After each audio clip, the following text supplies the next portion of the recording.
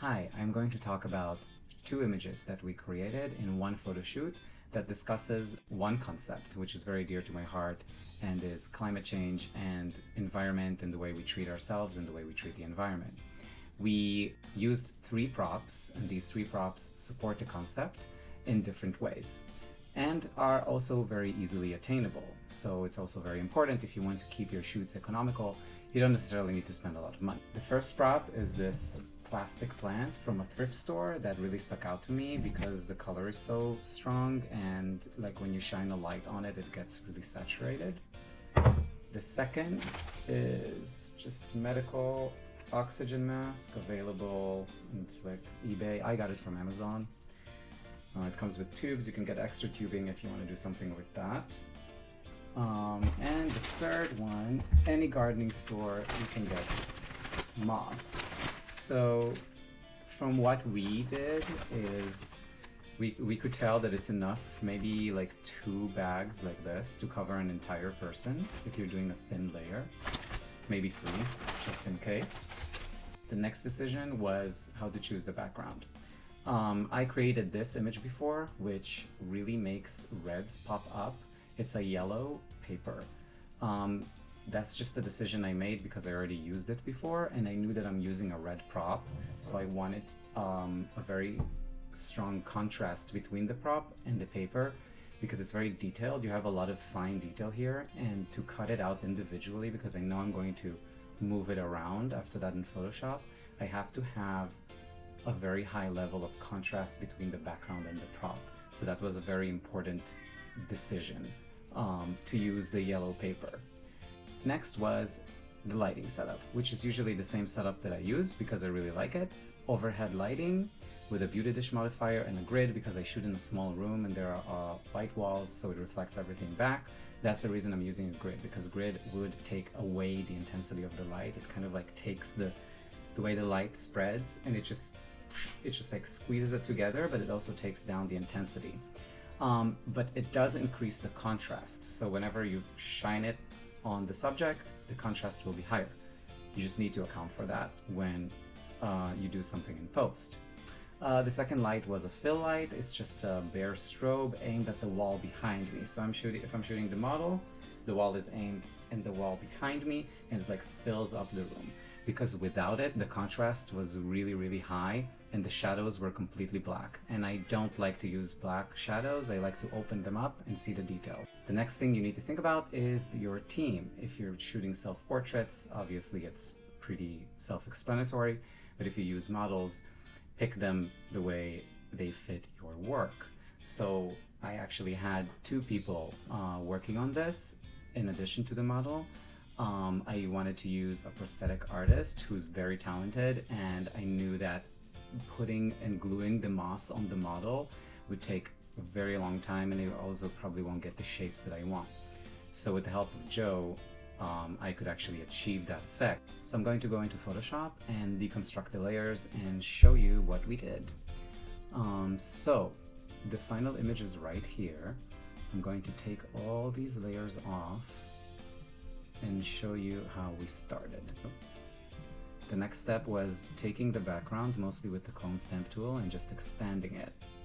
Nothing too complex, you just take it and fill the blank.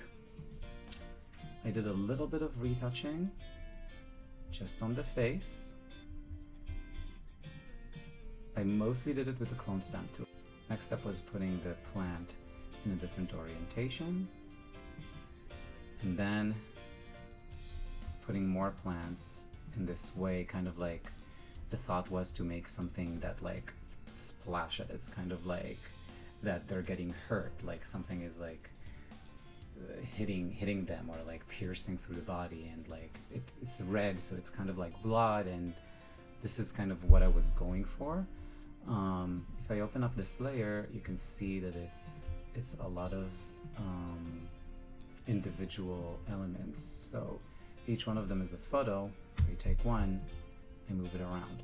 So now, as you can see, this is very well cut out, and that's the reason for the background choice.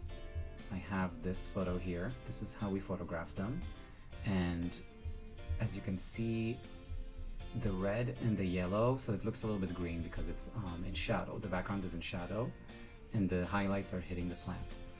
That's the reason the contrast is so good. But also not just between dark and light, but also between two different colors. You have the red and this kind of like opaque green behind it.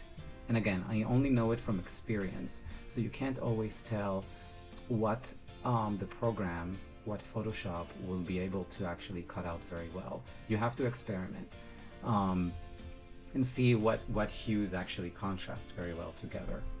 So just to show you how easy it is, this is one of the raw files. What I'm doing is I'm going to select, I have to click the layer first, select, and color range. The color range, I can pick any colors. So it's all black because it's just a preview. But if I'm clicking the background, look how well it formed it already is. So I just take this slider and bring it up. And I don't even need to tweak it, because if I zoom in, you can see how complex the mask it already is. Okay, and this is just by one click. I click OK, and it creates a selection. Now I just click the button, the mask button, and it creates a mask. You can invert it by pressing Command I, and you have an element that is already cut out. Let me take it to the other file.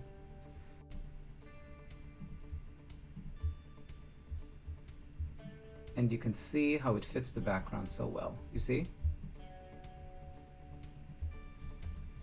You can tell how beautifully it's masked, because if I'm putting it next to the model, there's no bleed, there is no like pixels that are from the other background, from the selection that is disturbing the image. It's just clean cut, and it's one click. So that's just explained why I chose this background. Okay, so the next step was to make this like little haze at the bottom. I just took a brush on 1% flow and 100% opacity, just brushed it right across to reduce contrast mostly. Next step was to darken it. There is a mask here, okay, around the subject that I created with the color range method that I just showed you. And it's in black so that the darkening is not going to affect the subject, just the background. Next step, just putting more plants behind the legs. Again, it's the same plant, just a little bit bigger and lower. Next two layers were more darkening. And now this folder is an image of a sky that I put in the back. And I think it's on a blend mode. It is on soft light blending mode. The next was adding texture. So the texture that I added is kind of like a smoke texture. It's on soft light blending mode. It's from a stock website. The next step was color. Okay, and that's basically brings us to the final image. If I open this folder up, there is one major change, which is the first adjustment layer. See, without it and with it. What I did here is I took a selective color adjustment layer. Okay, so I just opened the selective color and I'm going to yellows. The yellow is definitely going to affect my background right away. And you can see that I just moved the slider, and look what a huge change it makes. So obviously you can see that it's affecting the plants as well, the plastic, and whatever is on the model's body as well, because they have yellow in them. But even with one adjustment layer and moving one slider, the effect that I could achieve is huge. And that usually happens with saturated backgrounds. So this is what I did. I took the yellow slider and I took it down. And it created this effect. And as the final layer, I added a noise layer. Usually a noise or texture. I didn't use a lot of texture here. I just used noise because I didn't feel it needed more texture. Let's see here. If I take the nose out, it looks very digital, you see? Like it looks very I don't know how to describe it except for digital. It looks, I don't know, like it has like no tangibility to the image. So you can put a texture on top. So a texture can be any kind of a stock photo that has like, it can be like brush paints, or it can be like a photograph of a wall, or like concrete, or like cracks, or whatever. And you put it usually either on soft light or overlay blending mode. The way to add the noise layer as a finer layer is to go and hold down the Option key and then click on the new layer button. And then it's going to open this little menu. So you can call it whatever you want. I'm going to just call it noise. At the bottom, at the mode, you can put soft light mode as a blend mode. Usually that's what I use. And then there's going to be another little thing that's going to appear, which is fill with soft light neutral color, 50% gray. And you check that box. Opacity is at 100%. Noise, soft light, fill. And you just make sure that this is the setting. You click OK. Next step is you have this new layer selected, and you're going to filter, noise, add noise. Here, I used 7%. That's pretty high. You don't have to use that much, but you should at least use 3. Most of the time it's 5%. I use 7% if I really want to have this like tangible quality to the photo. You need to make sure that the distribution is Gaussian and the monochromatic box is checked. You put the percentage you want. You can click this for preview, and you click OK. And then it just generates this, let me zoom in, this noise around the image that just blends everything together.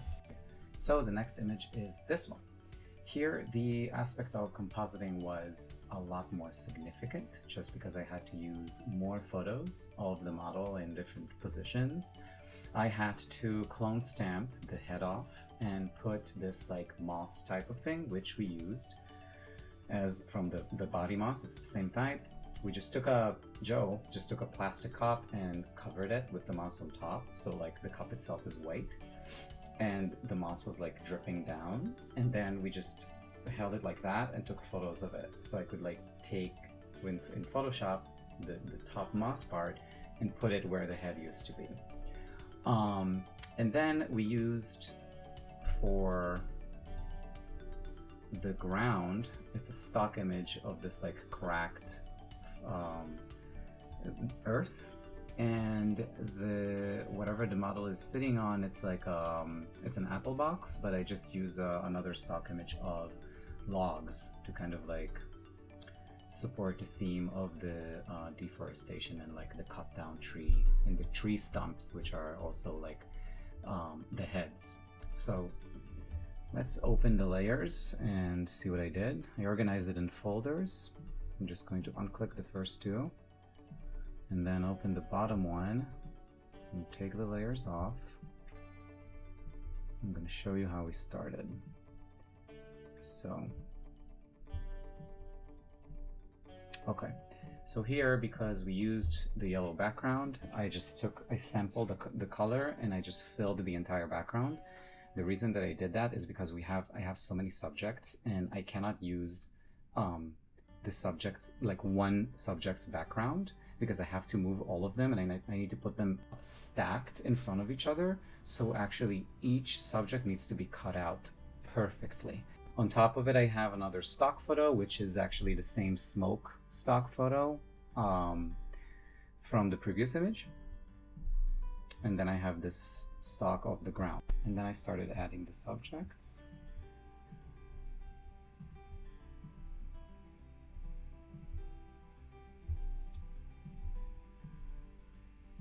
More subjects until I got to the main one, which was in front. The original photo is this photo. You see, the model was sitting on an apple box. And the way I created the subjects, I'm going to show you one of them. So we have the subject itself, everything, all the files, all the layers of that subject are in one folder. And this is what it looks like. So there used to be a head there, and it's been clone stamped out. I did a little bit of retouching here, which is just basically a very, very lazy clone stamp tool on like 5%, and I took from around the neck and I just smoothened it out. The reason I wanted to smoothen it out, that I didn't want shadows, because I put a texture of a tree, which is an overlay mode, overlay blend mode. Next layer was shadows that go under the top part, which is the moss that we photographed around plastic cups, which are white, and with the same method of color range, we could cut them out. Then this was the same way that we made all of the other subjects. So I'm going to turn these layers on. This is the same type of haze. So I just usually like to put a blank layer, take a regular brush, a round brush,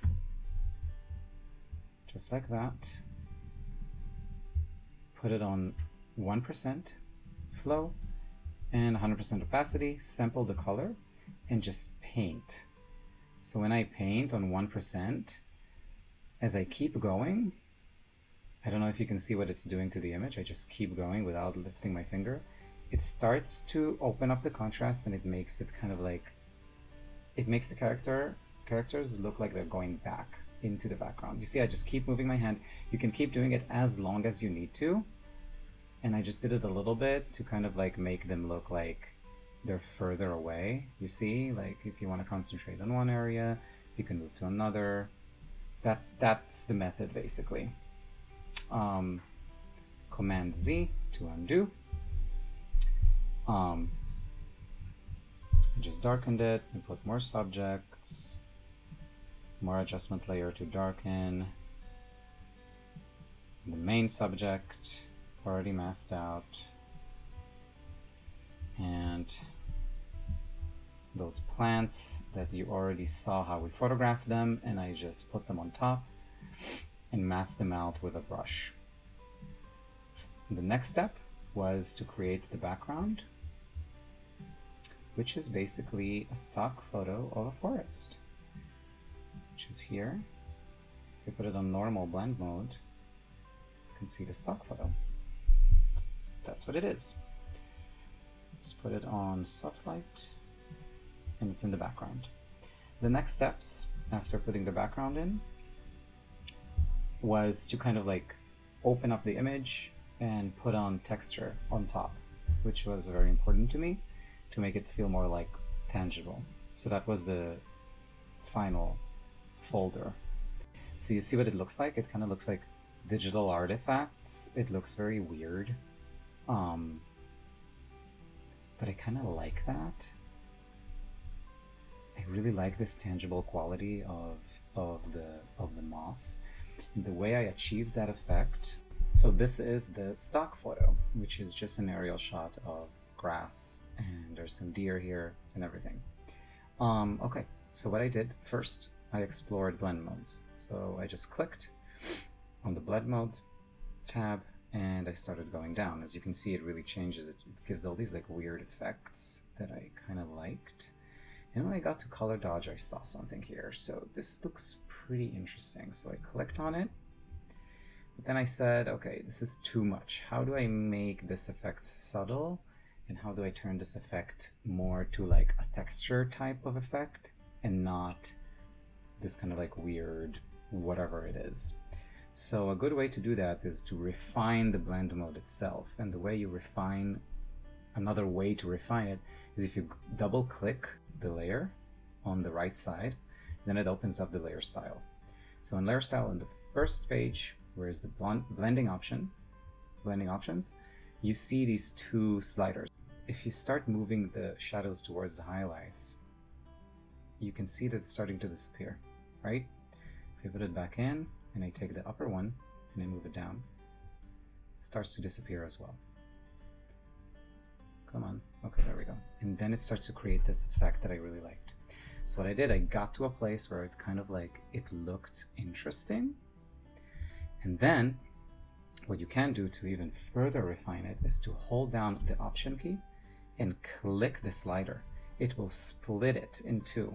And then you can pull each individual part further away or back. And then it makes it like very, very subtle. And then I did it with the black one, and I saw it's giving me different effects. So I like pulled it a little bit higher. You can also hold Option and click to split this slider and see what you can get. This is just playing around, okay? It really is just playing around. Let's see, I like this. See? This gives this like weird digital, really, really cool textural effect to the whole thing. Once you decide that you like something, you just click OK. And this is the final image. I hope you enjoyed this tutorial and you found it informative and inspiring for your own work. If you'd like to see more content like that, just check out the rest of the videos on my channel. I'll be uploading new ones as I go along and create my art. See you soon.